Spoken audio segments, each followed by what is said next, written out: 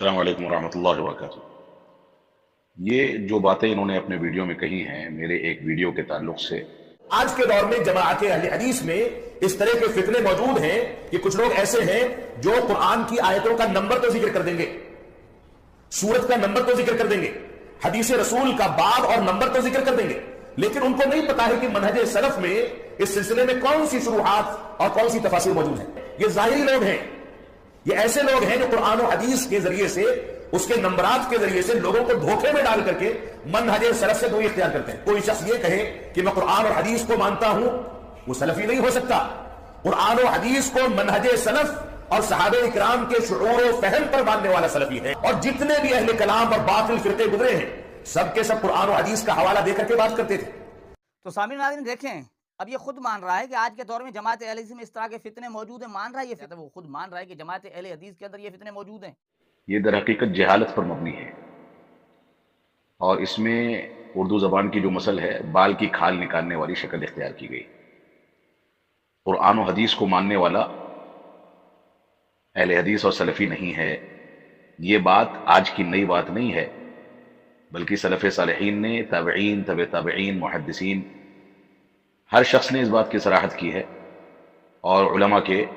اقوال، اسلاف امت کے اقوال موجود ہیں کہ اسلام کی سچی ترجمانی یہی ہے کہ انسان قرآن و حدیث کو فہم سلف صالحین کے مطابق سمجھے۔ تو یہاں پر قرآن و حدیث کو صحابہ اکرام کے فہم پر سمجھنے کو سلفیت اس وجہ سے کہا گیا ہے کہ سلفیت قرآن و حدیث کا انکار نہیں کرتی، لیکن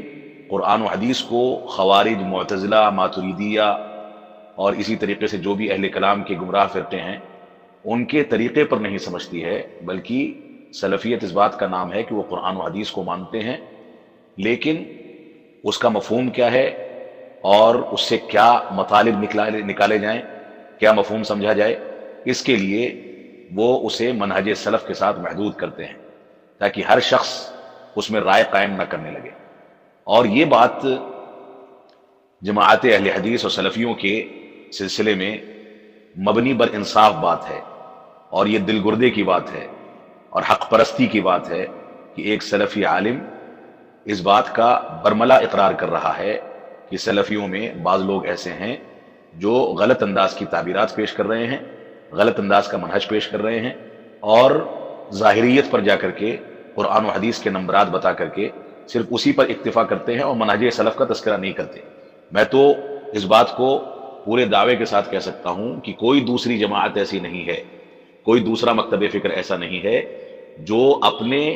درمیان کام کرنے والے واعظین یا اپنے درمیان کام کرنے والے خطبہ یا مدرسین کے بارے میں ان کی غلطیوں کو برملا لوگوں کے سامنے واضح کرے۔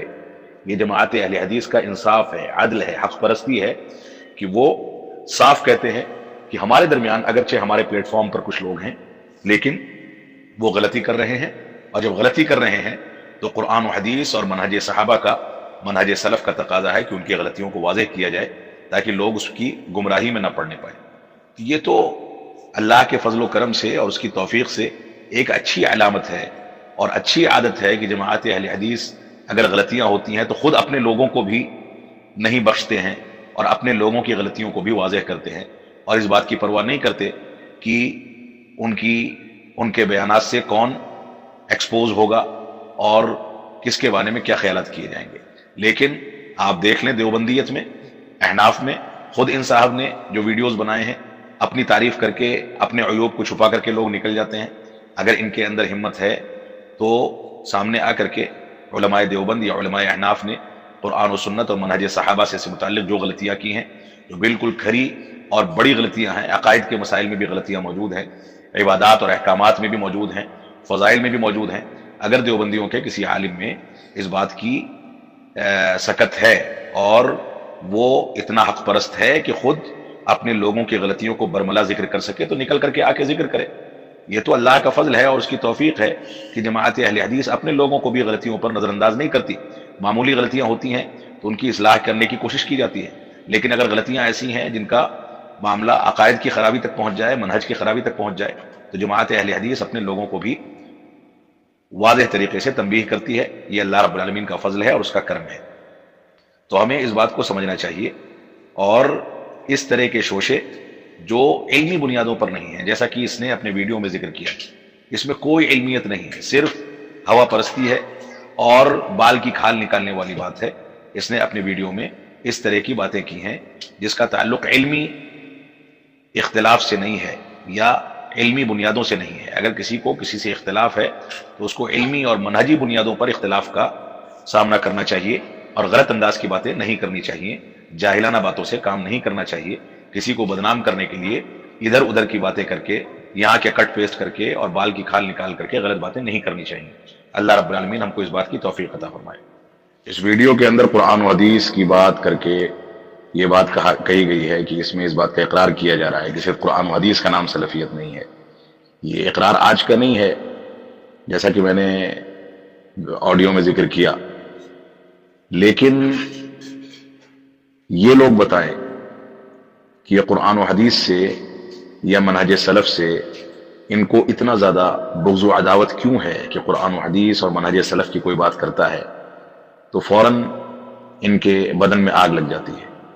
یہ کون سی بنیادوں پر اپنی شریعت کی ترجمانی کرتے ہیں؟ بھائی قرآن و حدیث کی بنیاد پر جس کو منہج سلف کے مطابق سمجھا جائے، یہی تو اصل دین کا خلاصہ ہے۔ اس میں کبھی بھی ایسا نہیں رہا کہ جماعت اہل حدیث کے کسی عالم نے پہلے یہ کہا ہو کہ ہم قرآن و حدیث کو صرف مانتے ہیں، منہج سلف کو نہیں مانتے۔ ایک بات۔ دوسری بات یہ بھی سمجھ لیں کہ منہج سلف اور قرآن و سنت کے درمیان ایک رتی برابر بھی فرق نہیں دکھایا جا سکتا،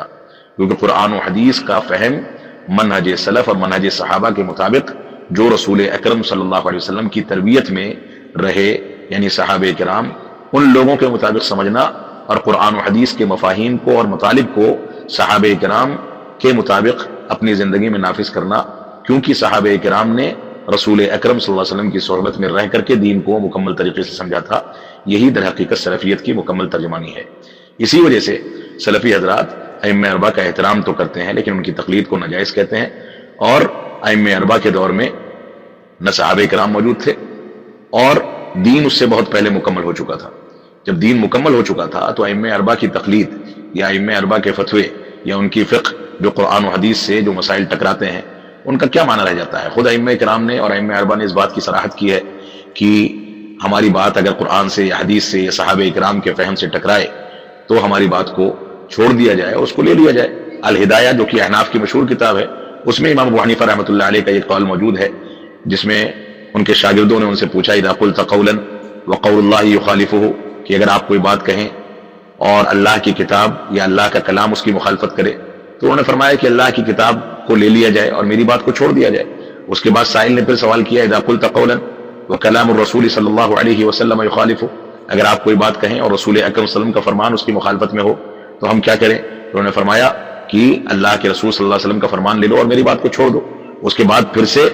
سائل نے کہا اذا قلت قولا وقول اصحاب الرسول صلی اللہ علیہ وسلم یخالفہ، کہ اگر آپ کوئی بات کہیں اور رسول اکرم صلی اللہ علیہ وسلم کے ساتھیوں یعنی صحابہ کرام کا کلام اس کے خلاف ہو، تو انہوں نے برملا کہا کہ میرے کلام کو چھوڑ دو اور صحابہ کرام کے کلام کو لے لو۔ خود امام ابو حنیفہ رحمۃ اللہ علیہ کے اس کلام میں قرآن و سنت اور منہج صحابہ کی مکمل عکاسی موجود ہے، لیکن آج کے دور میں امام ابو حنیفہ رحمۃ اللہ علیہ کے نام سے خیانت کرنے والے اور ان کی جانب غلط انداز کے اقوال منسوب کرنے والے